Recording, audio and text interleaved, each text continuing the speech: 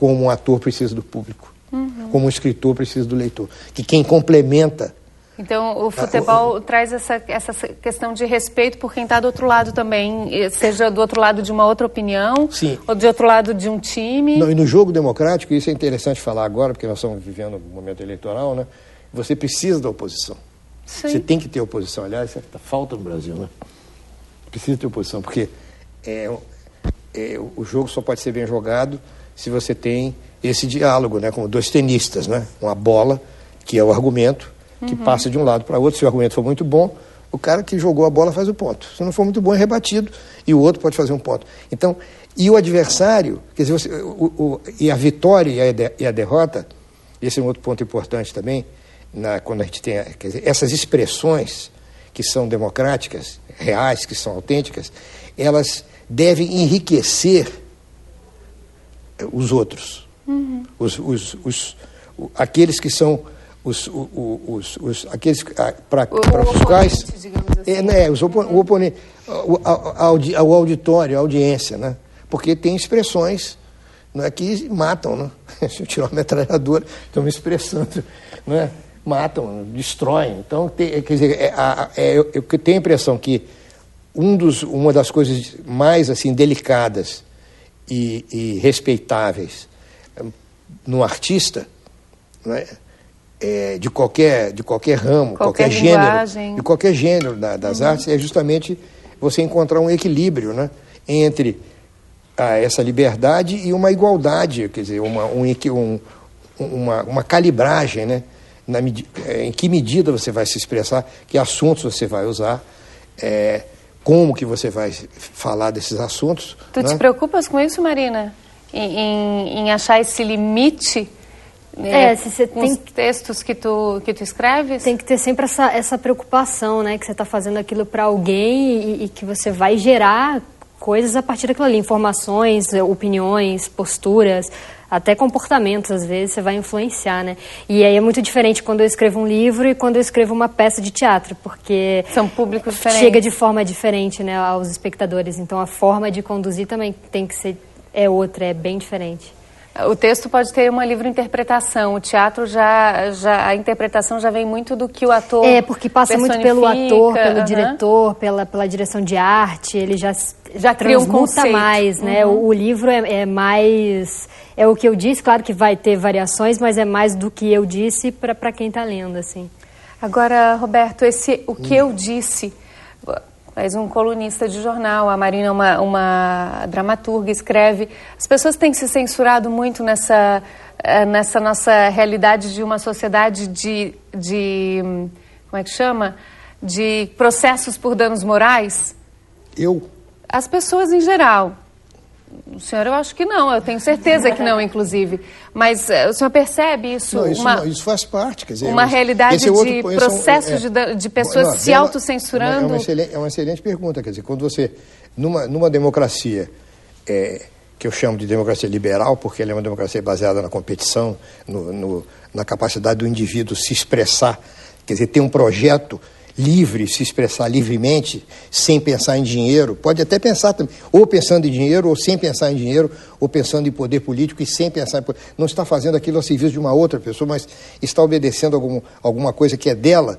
É muito importante essa possibilidade de você encontrar alguém que discorde de você. Né? E aí, como é que isso chega? Isso chega através de você ouvir, ser capaz de ouvir também vozes diferentes, alguém que discorda, que não concorda. Isso acontece, na minha coluna acontece. A gente escreve e-mail para mim, tem uns que eu nem quero ler.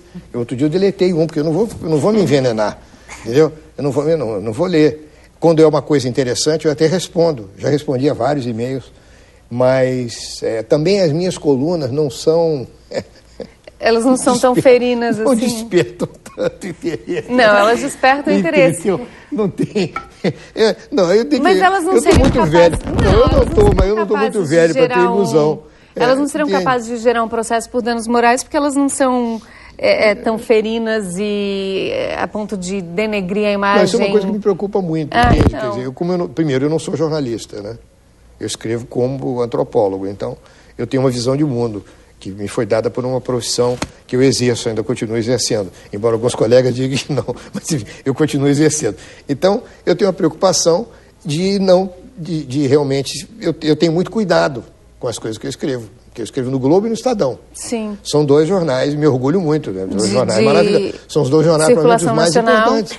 Jornais, no Estadão, sobretudo, porque o Estadão é um jornal, o primeiro jornal liberal que o Brasil teve, um jornal que tem um equilíbrio muito grande, e eu tenho muito orgulho de escrever um jornal, Euclides da Cunha escreveu no Estadão, então, a mesma coisa com o Globo. Então eu tenho cuidado com as minhas colunas, né? Eu tenho uma coluna de hoje que foi uma coluna complicada para fazer, porque é sobre chama-se Pedradas.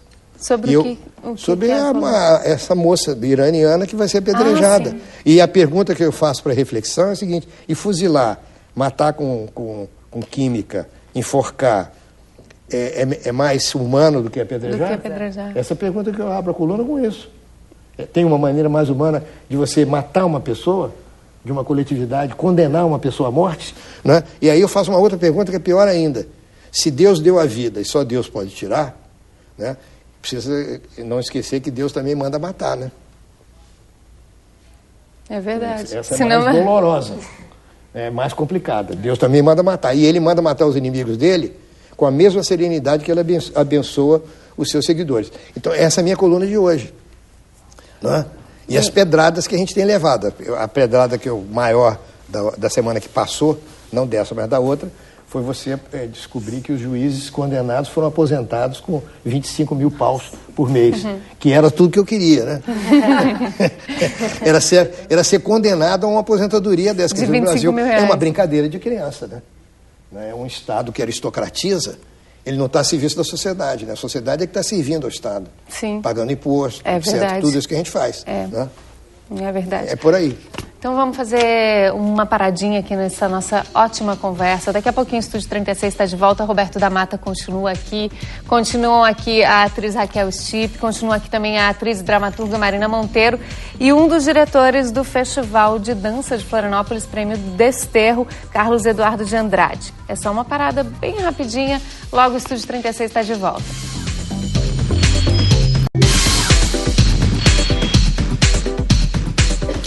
Estúdio 36 está de volta e olha, nem o intervalo fez os convidados pararem de conversar, que a Raquel se descobriu uma aluna de artes cênicas que já tinha lido Roberto da Mata, né?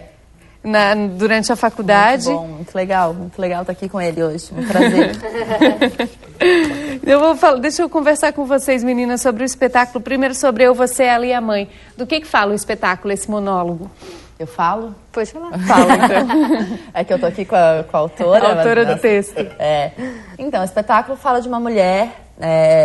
O texto pode falar de uma mulher de 40, 50. A gente retrata uma mulher perto dos 40, casada, com filhos, trabalha fora, que está tão envolvida no seu cotidiano e nessa mecanicidade do dia a dia que ela não para mais para se olhar, para ver se as escolhas que ela está tomando, a vida que ela está levando, são escolhas dela ou são escolhas dos outros, se ela está vivendo para ela ou para os outros. Esse basicamente é o tema, né? Como é que tu trabalhaste no tema de uma mulher da faixa dos 40? Que realidades e que referências tu fosse buscar para construir essa personagem, já que tu não tens 40 anos? Então, eu observando, já há muito tempo queria escrever um texto assim para minha mãe, para as amigas dela, eu, ouvindo elas conversarem, indo à aula de costura, às vezes lá junto, ficava ouvindo, falava, não, mas tem muito material aí. Eu tinha vindo de um espetáculo como atriz que falava muito sobre a mulher iniciando a vida sexual, enfim, maternidade, essas descobertas amorosas. Eu falei, mas agora fiquei com vontade de ir além, assim. E aí comecei a ver muito que elas falavam muito essa coisa de por que eu vim parar aqui, como é que a vida me trouxe aqui, sempre jogando pra fora, né, essa coisa. Alguém levou, a vida levou e nunca... Não, mas espera aí, quem se levou? Aí a partir desse questionamento, falei, vamos escrever alguma coisa em torno disso. E é um monólogo, tu já falaste aí do teu sentimento, né, de ansiedade até para estrear o teu primeiro monólogo. Estreia no sábado, tem pré-estreia na sexta-feira. Como é que foram os ensaios? Como é que tu te preparaste para viver uma mulher na faixa dos 40 e para fazer um monólogo? Eu tô ensaiando há bastante tempo.